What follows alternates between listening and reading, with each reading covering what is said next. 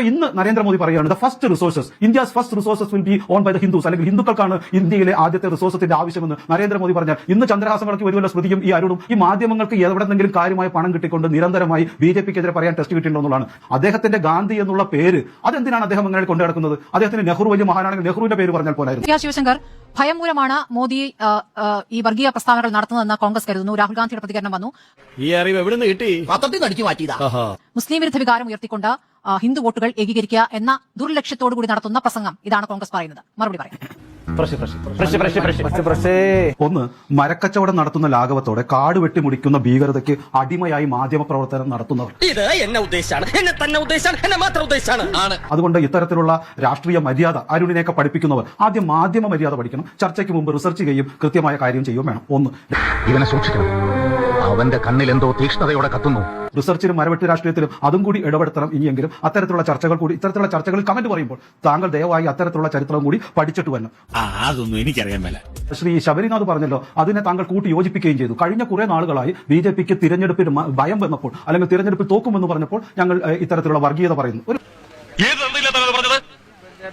അങ്ങനെയെങ്കിൽ ശബരി തന്നെ പറയുകയാണ്, ആ കഴിഞ്ഞ പല വർഷങ്ങളായിട്ട് നിരന്തരം ഇത്തരത്തിലുള്ള വർഗീയ കാര്യങ്ങൾ മോഡിയും മറ്റുള്ള ആൾക്കാരും പറഞ്ഞിട്ടുണ്ടെന്ന്. അപ്പൊ അടിച്ചവന്റെ കർണക്കുട്ടി ഞാൻ പൊട്ടിക്കും. ഇവർ പറയുന്നതിന് കോൺട്രാക്ട് ഉണ്ട്. പക്ഷെ അത് സ്മൃതി പറയാൻ അംഗീകരിക്കില്ല. അവർക്ക് സമയം കൊടുക്കും, അവരോട് ചോദിക്കില്ല. അരുണോടൊക്കെ ചോദിക്കുന്നുണ്ട്, ഞാൻ ഒരു എന്താ പറയാ ഏറ്റവും സ്നേഹത്തോടെ കാപ്പ് കുടിക്കാൻ വരുമോ എന്നുള്ളതിനാണ്. പക്ഷേ ബിജെപി നേതാക്കളോട് ചോദിക്കുമ്പോൾ താങ്കൾ നിരന്തരം ഇന്റർപ്രറ്റ് ചെയ്യും. വയസ്സുകളൊക്കെ തോനായില്ലേ, ഇനിയെങ്കിൽ ഈ തറ വേലകളൊക്കെ നിർത്തി അവനെ ജോലികൾ ചെയ്ത് ജീവിക്കാൻ നോക്കി. ഈ പറഞ്ഞ രാജസ്ഥാനിലും യുപിയിലും എന്തിന് നരേന്ദ്രമോദിക്കെതിരെ പോലും ഈ അരവിന്ദ് കെജ്രിവാൾ മത്സരിച്ചപ്പോൾ ടൈറ്റ് മത്സരമാണ് നടക്കുന്നത്. രാജീവ് ഗാന്ധി കേജ്രിവാൾ അവിടെ നരേന്ദ്രമോദിയെ മറികടക്കും എന്ന് വരെ റിപ്പോർട്ട് ചെയ്തല്ലേ മാധ്യമങ്ങൾ. നിങ്ങൾക്ക് ഉത്തരേന്ത്യൻ രാഷ്ട്രീയങ്ങളെ കുറിച്ച് മറ്റെന്തോ ചില കാഴ്ചപ്പാടും അതുപോലെ തന്നെ വെറുപ്പും അറപ്പുമാണ് നിങ്ങൾ നിരന്തരം പറയുകയും ചെയ്യും. അതുകൊണ്ട് നിങ്ങൾ പറയുന്ന ഈ പറയുന്ന രാഷ്ട്രീയ മര്യാദ ആദ്യം കാണിക്കേണ്ടത് ഇത്തരം ചാനൽ ഫ്ലോറുകളിൽ കൂടിയാണ്.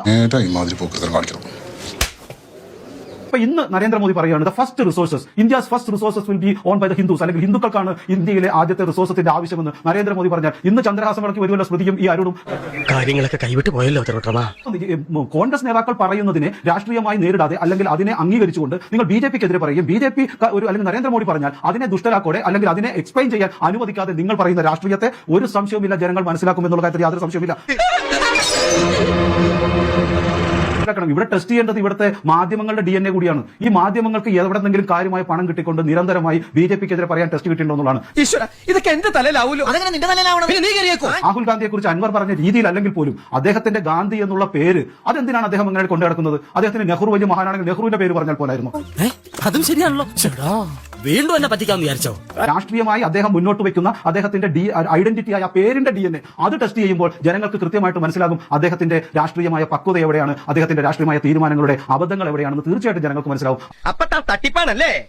ഇതൊരു പെട്ടിക്കട നടത്തുന്ന പോലെ, ഇതൊരു മരക്കച്ചവടം നടത്തുന്ന പരിപാടിയല്ല. ഈ മാധ്യമ പ്രവർത്തനം മരക്കച്ചവടമല്ല. നമ്മളെയാണല്ലോ മച്ചമ്പി ജനം എന്ന് വെച്ചാൽ ഇത്തരത്തിലുള്ള പണിക്കിറങ്ങരുത് സ്മൃതി. വേറെ വല്ല പണി നിനക്ക് പറ്റൂലേ, കളഞ്ഞിട്ട് പോടേ. കുറെ സമയമായിട്ട് കളിയാക്കണ്. നിങ്ങളൊരു വനിതാ മാധ്യമ പ്രവർത്തകരോട് എന്താണ് പറഞ്ഞത്? നിങ്ങളൊരു വനിതാ മാധ്യമ പ്രവർത്തകരോട് എന്താണ് പറഞ്ഞത്? അരമണിക്കൂറെ പറയുന്നത് റിസർച്ച് നടത്തണമെന്ന് പറഞ്ഞു. തെറ്റാണോ? നല്ലോണം കിട്ടിയോ? സാമാന്യ ഭേദപ്പെട്ട രീതിയിൽ എല്ലാരും കൈവച്ചല്ലോ. ഇനി ആർക്കും പരാതിയില്ലല്ലോ.